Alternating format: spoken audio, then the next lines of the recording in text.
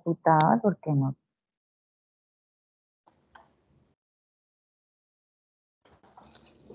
Bienvenidos a esta entrevista sobre las técnicas de diagnóstico y evaluación neuropsicológica. Una valoración neuropsicológica es un proceso de evaluación que busca obtener información detallada sobre el funcionamiento cognitivo, emocional y conductual de una persona. Se realizan pruebas especializadas para identificar posibles déficits o alteraciones en las funciones cerebrales y cognitivas.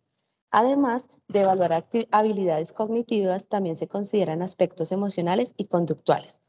Los resultados se analizan y se elaboran un informe detallado con recomendaciones para el diagnóstico, tratamiento y apoyo de la persona evaluada. En resumen, la valoración neuropsicológica proporciona una comprensión integral del funcionamiento de una persona y orienta su manejo y tratamiento. Ahora le damos paso a nuestra compañera Lina Guarnizo con nuestra invitada del día de hoy. Así es, buen día, mucho gusto. Mi nombre es Lina María Guarnizo. Me encuentro con la doctora María Alejandra Pinilla.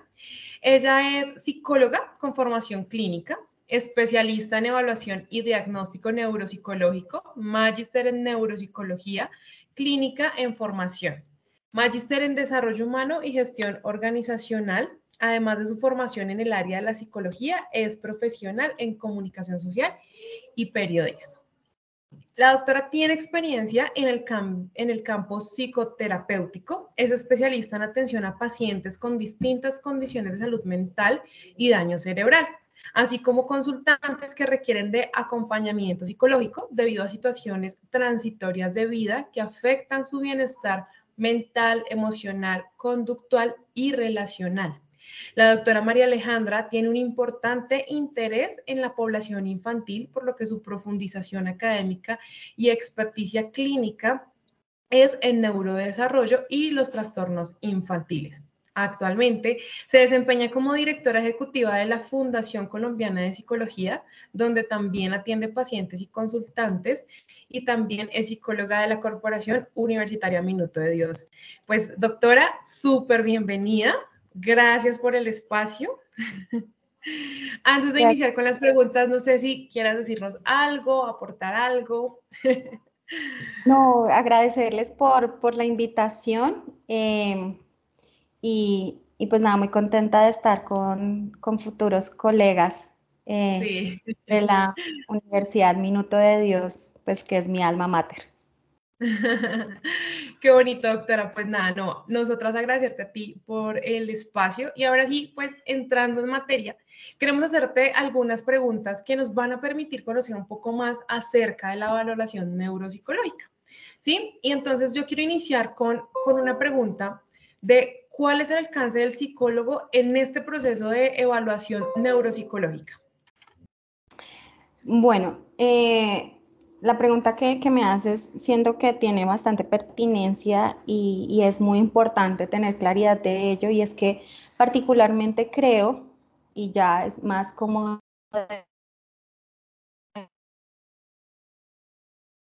desde la manera en que funcionamos en la Fundación Colombiana de Psicología, y es que creo que el psicólogo clínico tiene una preponderancia y una importancia en todo el desarrollo también de las intervenciones que tienen que ver en neuropsicología.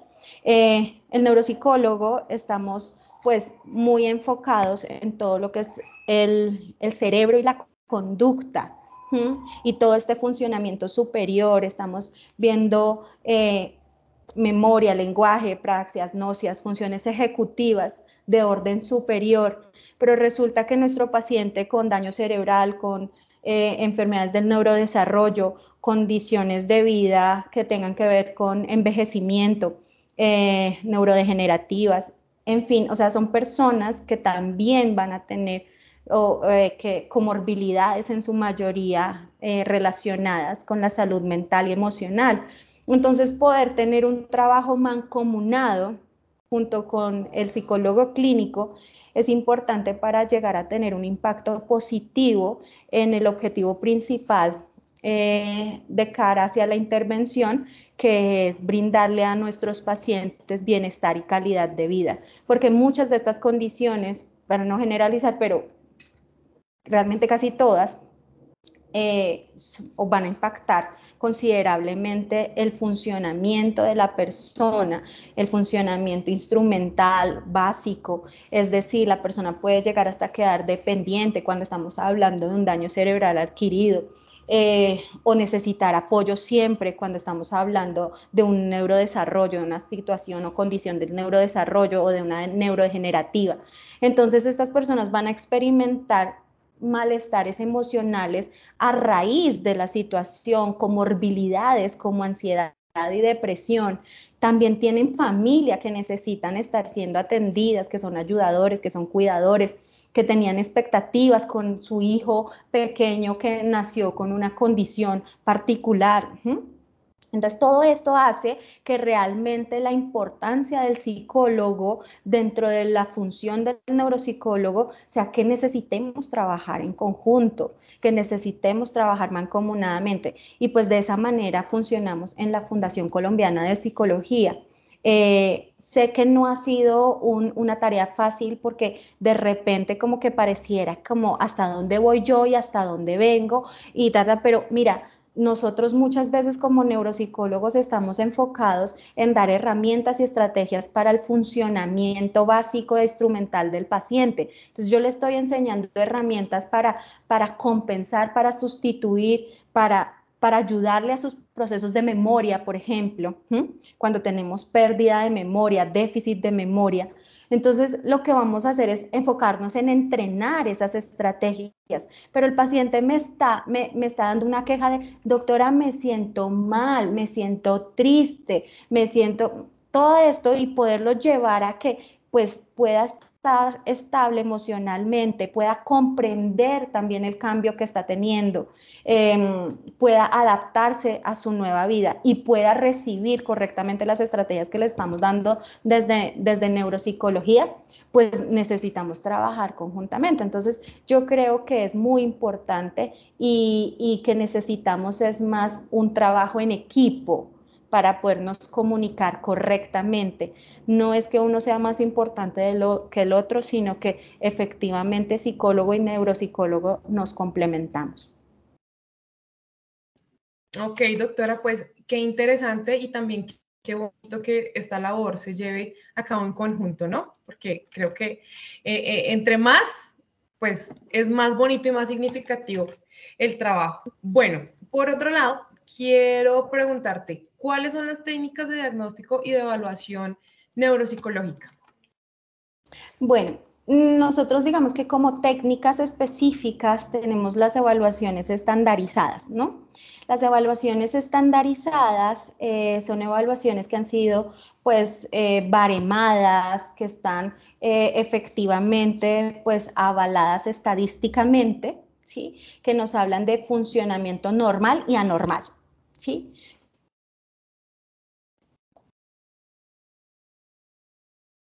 Cuando es un tema completamente estadístico, ¿vale? Entonces, cuando hablamos, por ejemplo, de las escalas de inteligencia como la Wechsler, estamos hablando de que el rango normal de una persona neurotípica debería, en ciertas tareas que vemos dentro de la prueba, pues debería estar dentro de esta franja, ¿vale? Y entonces resulta que cuando se me sale para arriba o se me sale para abajo, pues ya es lo que es una persona no neurotípica, ¿vale?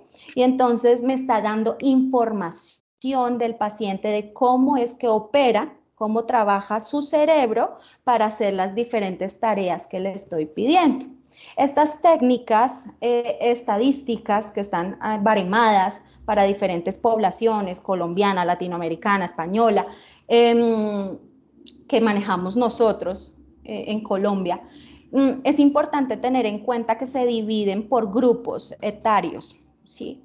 Porque una cosa son los niños y en los niños hablamos de problemas del neurodesarrollo. Ese es el macro de los niños.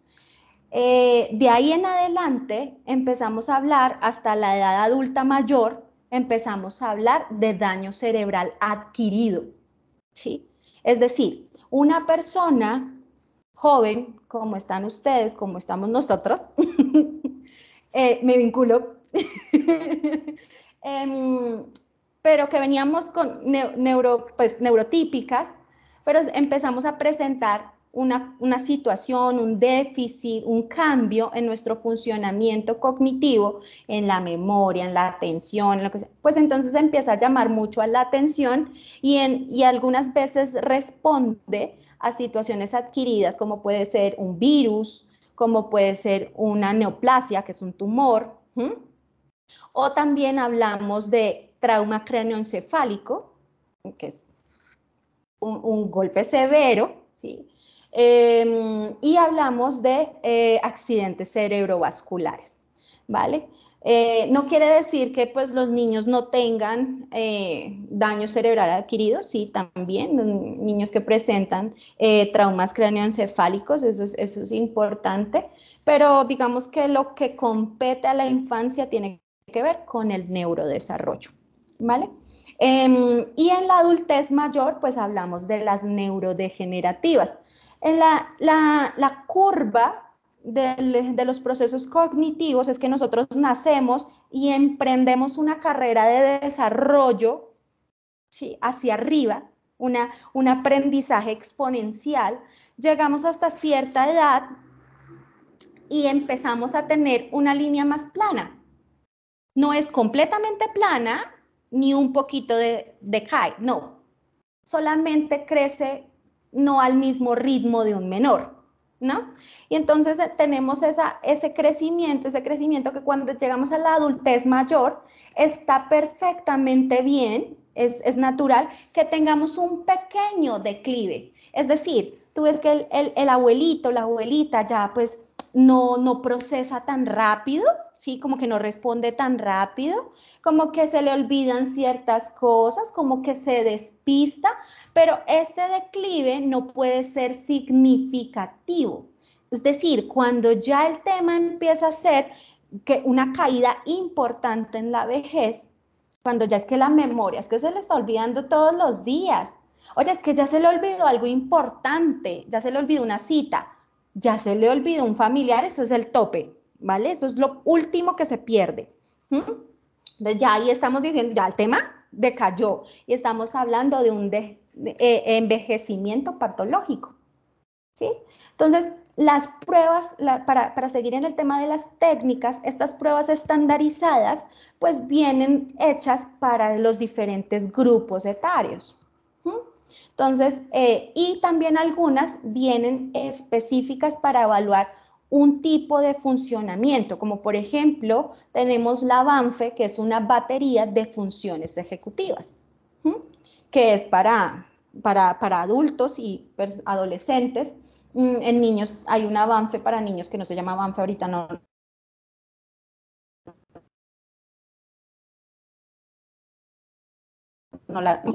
Para cada grupo, ¿no? ¿De qué depende utilizarlas? Depende de la expertise del profesional y de lo que el profesional esté indagando. Eso es importantísimo y de ahí viene la otra parte que tiene que ver con las técnicas y es que nosotros somos clínicos. Esto quiere decir que nosotros necesitamos desarrollar una serie de habilidades que viene desde el observar al paciente, desde que entra el paciente, tú ya estás evaluando, tú ya estás valorando. Cuando empieza a hablar, cuando tú le preguntas y el paciente responde, tú ya estás evaluando. Y ahí estamos haciendo entrevista, ¿vale? Tenemos entrevistas estructuradas, semiestructuradas, pero lo mejor es siempre ser muy orgánicos, porque nosotros necesitamos tener olfato clínico. El paciente que me está contando, por ende, ¿qué respondo? Asimismo, en la mayoría de los casos, nosotros los clínicos, los neuropsicólogos clínicos, nos enriquecemos de la información del familiar. Por eso es que muchas veces es importantísimo, fundamental, que el paciente ingrese con un familiar. Y entonces el familiar también nos va a corroborar, él es el informante. Entonces, porque, por ejemplo, cuando estamos hablando de un Alzheimer, si tú le preguntas al abuelito o la abuelita, ¿tú tienes problemas de memoria? Fácilmente te puede decir que no, porque románticamente podemos decir que el Alzheimer se le olvida que se le olvida. Es agnosognósico y eso es patognomónico del Alzheimer. Es decir, es muy específico del Alzheimer. Entonces la queja puede ser no tanta. El abuelito puede decirte, no, pues doctora, algunas cositas se me están olvidando. Tú tienes que seguirle preguntando algunas cositas como qué. Y entonces se te olvida la estufa, las llaves.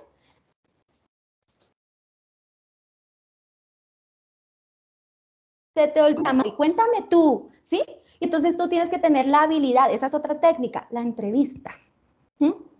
Otra técnica que nosotros manejamos como clínicos es que tenemos la historia clínica previa del paciente.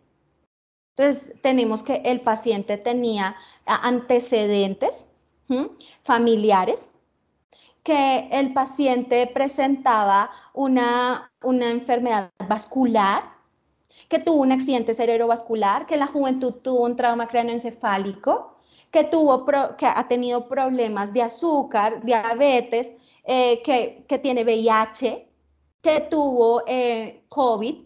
Todos esos puntos importantes empiezan a ser determinantes porque muchas afecciones físicas van a tener o tienen impacto a nivel neurocognitivo, ¿vale? Entonces ahí, como vemos, esas son las técnicas a grandes rasgos.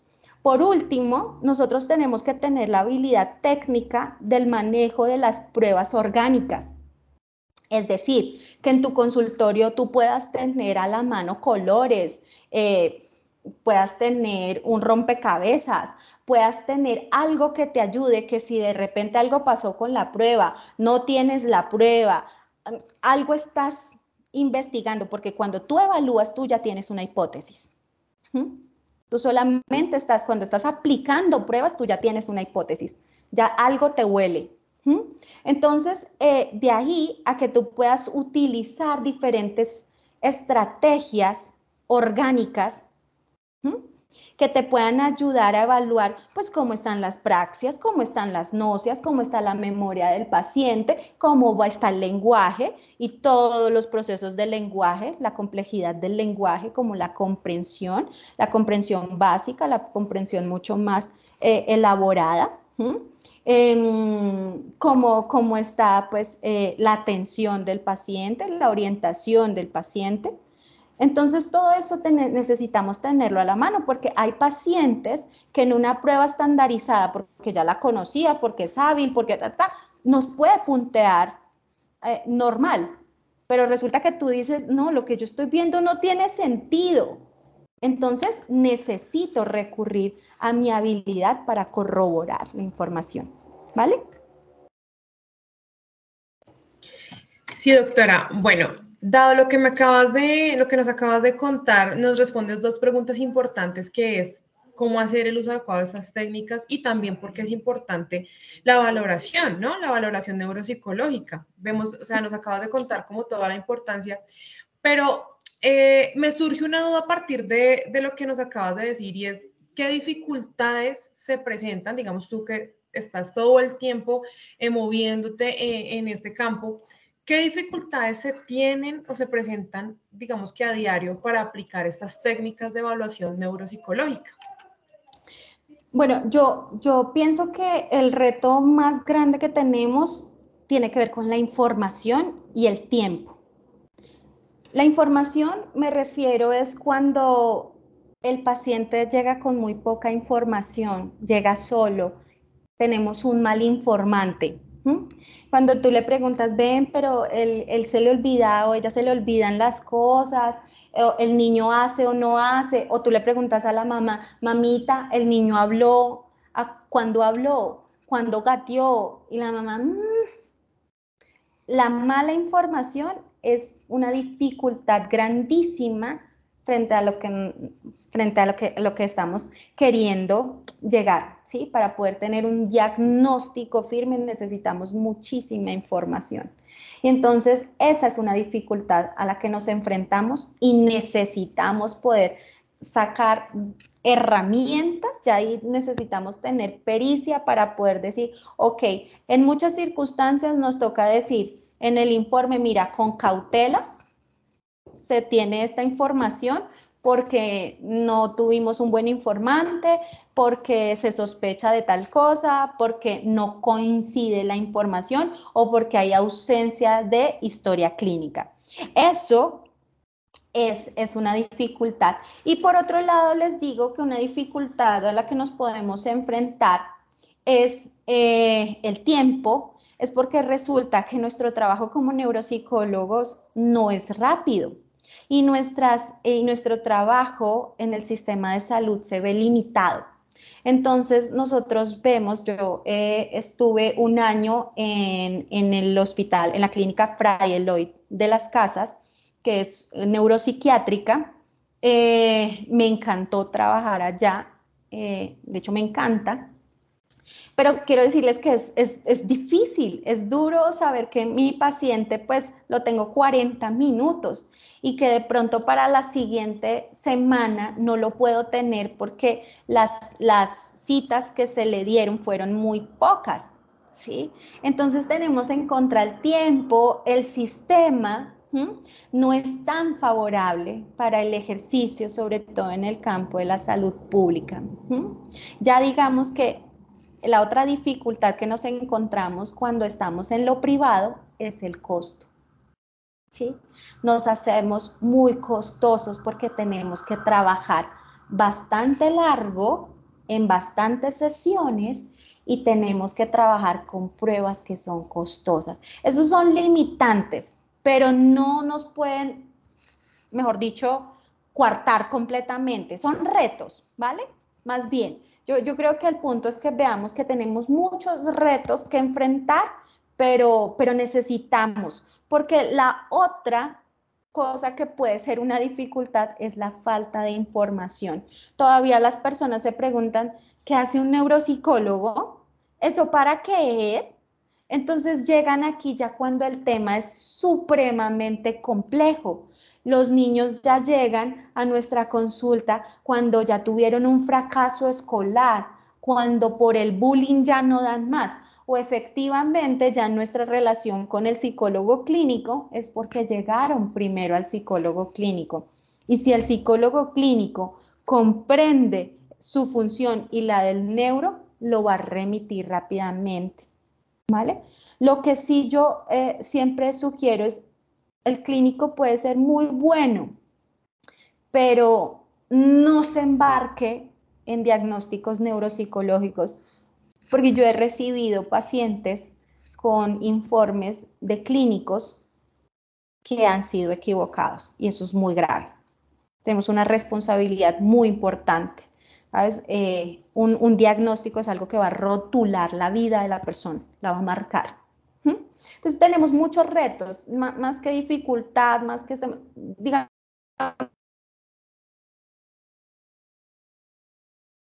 de tempranito en la minuto estemos trabajando y hablando de la neuropsicología, porque hay mucho trabajo. Bueno, Doc, eso me da a pensar que a nivel país no estamos tan equipados con herramientas, ¿sí? O con un sistema de salud óptimo que nos permita tener estas técnicas de evaluación neuropsicológica, pues, no sé, de acceso fácil o quizá no es una prioridad. Hablando ya como a nivel país, ¿sí? En Colombia, ¿tú qué opinas de esto? ¿Qué falta? ¿Qué herramientas podríamos empezar a aplicar para que esto en nuestro país se empiece a convertir en una prioridad? Yo pienso que necesitamos poder tener el apoyo para seguir el estudio, la investigación, el desarrollo del campo de la neuropsicología en términos académicos. Si ustedes ven en Bogotá, tenemos una sola facultad de neuropsicología, ¿no? Somos muy pocos y en el país somos también a nivel nacional, son muy pocas las universidades y necesitamos seguir investigando y necesitamos seguir trabajando en pro de la innovación y el desarrollo. Tenemos que trabajar muchísimo en la baremación de muchas pruebas que no están baremadas para la población colombiana y ni siquiera latinoamericana. Y eso es algo que sería favorable porque eso necesita recursos, ¿sabes? Entonces,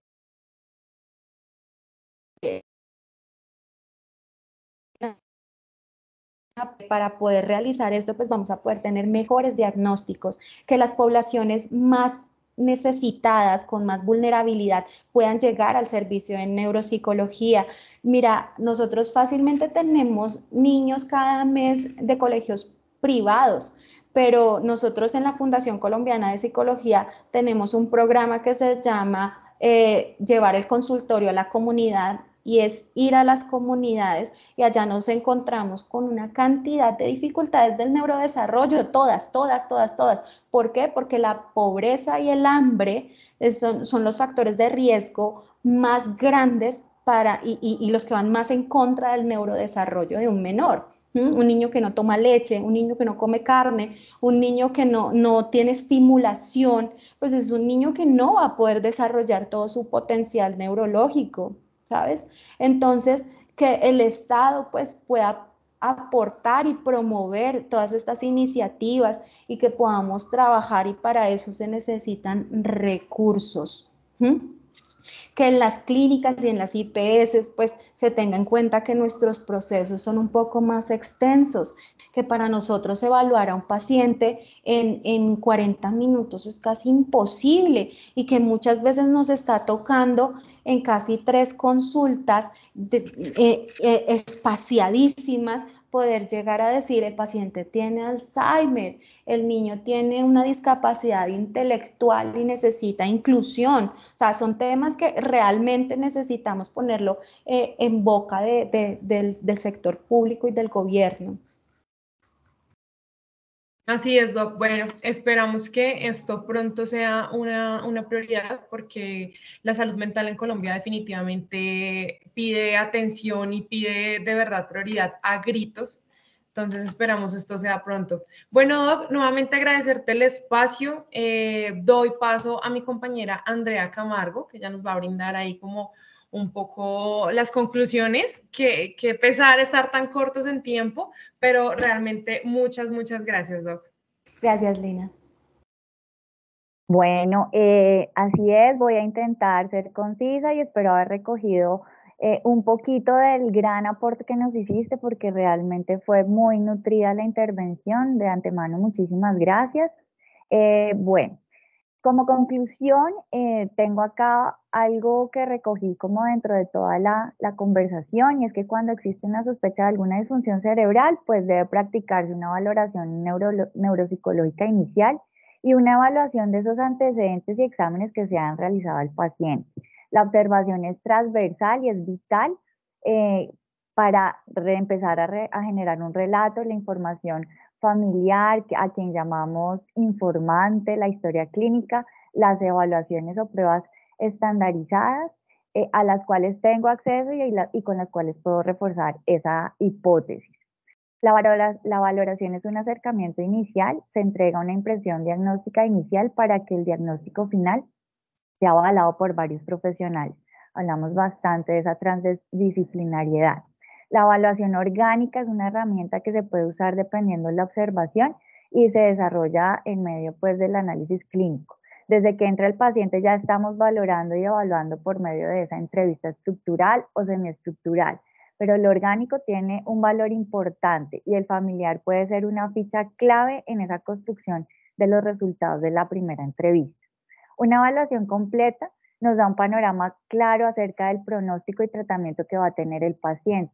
Las técnicas de evaluación pues pueden incluir pruebas estandarizadas que dependen de esas particularidades de cada persona, de cada paciente. Se dividen por grupos etarios y, teniendo en cuenta la edad del paciente, tenemos una particularidad en ese desarrollo neuronal dentro de la línea de vida. Estas pruebas orgánicas deben estar premeditadas, debemos contar con los recursos y herramientas para aplicarlas en el momento que las vayamos a necesitar. Y empezamos a hablar un poco de los retos. Los retos más importantes de los cuales hablamos fue la cantidad y calidad de la información y el tiempo. El informante en la historia clínica puede tener vacíos o ausencias que sean relevantes, y bueno, esto ya nos genera un reto. El tiempo se pone en contra dentro de nuestro sistema de salud pública en el país, y cuando hablamos de lo privado, el costo se convierte en un privilegio para algunos pacientes. Se sesga el acceso a los procesos neuropsicológicos de personas pues que no cuenten con recursos. La idea de todo el proceso con varios profesionales es buscar la manera de entregar herramientas para que el paciente tenga una mejor calidad de vida. En el orden psicológico y clínico se pueden garantizar tratamientos en el tiempo dentro de lo comportamental y lo emocional. Y ese trabajo mancomunado es vital para el impacto positivo de cara a la intervención que va a propender a esa calidad de vida de la persona o del paciente. Pues estos diagnósticos interdisciplinarios tienen varias miradas que pueden llegar a ser muchísimo más acertadas que la de un solo profesional. Para finalizar, la investigación en el país, en términos académicos, necesita seguir avanzando. Para ello necesitan recursos y la neuropsicología debería tener un cubrimiento universal para toda la población rural y en ciudad. La pobreza y el hambre influyen directamente en el desarrollo del potencial neuronal de un menor y esto pues empieza a ser también un reto dentro de todo el ejercicio. Y creo que pues con esto podemos cerrar. Si alguna tiene alguna otra intervención y si no, pues doy gracias por el tiempo y el espacio. Gracias a ustedes, Andrea, qué bonito pues ese resumen que hiciste. Yo quisiera pues antes de terminar agregar que para todos los que quieran dedicarse a este bonito y hermoso campo de la psicología, porque es muy apasionante la neuropsicología, y es que se enamoren del cerebro, se enamoren de ello y se enamoren de todo lo que podemos hacer por las personas. Esto amerita estudiar mucho y desarrollarnos, tenernos fe, ¿sí?, de que podemos hacerlo para poder desarrollar también todo nuestro potencial. Algo que quiero agregar a tu resumen y me parece importante tenerlo en cuenta es que las pruebas estandarizadas son tales, pero nosotros tenemos que saber a quién se las aplicamos. ¿Sabes? A veces llega a nuestro consultorio un paciente, tú hablabas del sector rural y eso me hizo recordar eso. Yo he tenido pacientes en el hospital que vienen del sector rural que son analfabetas. Entonces, aplicar una prueba estandarizada pues lo va a apuntar demasiado bajo. Entonces yo tengo que saber que pues no puedo meter a una persona en un número, no puedo reducirla a un número, porque la persona sí responde. Las personas generalmente del campo tienen otras habilidades y las han desarrollado en sus ejercicios como campesinos. Ellos cuentan maravilloso, el tema numérico lo tienen maravilloso, pero tal vez a veces el lenguaje, la comprensión de ciertas cosas mucho más elaboradas pueden ser más difíciles. Entonces tenemos que saber a quién le estamos aplicando las pruebas. Y no vamos a encontrar lo que no conocemos. Eso es básico. Y cuando me refiero, necesitamos estudiar, y esto para neuros y para clínicos, es que si tú no sabes cuáles son los criterios diagnósticos, tú no vas a saber qué buscar. Tú necesitas saber de qué se trata. Por eso tenemos los manuales, por eso tenemos las investigaciones que nos caracterizan las diferentes condiciones, los diferentes trastornos, las diferentes síndromes. Y entonces ahí uno puede decir, ok, esto me suena a, ¿sabes? Porque a veces la diferencia de uno y otro, esos diagnósticos diferenciales, son muy líneas delgadas que tú necesitas saber cuál es esa cosita que hace clic para que no sea uno u otro, ¿vale? Y de eso dependerá qué vas a hacer con ese paciente.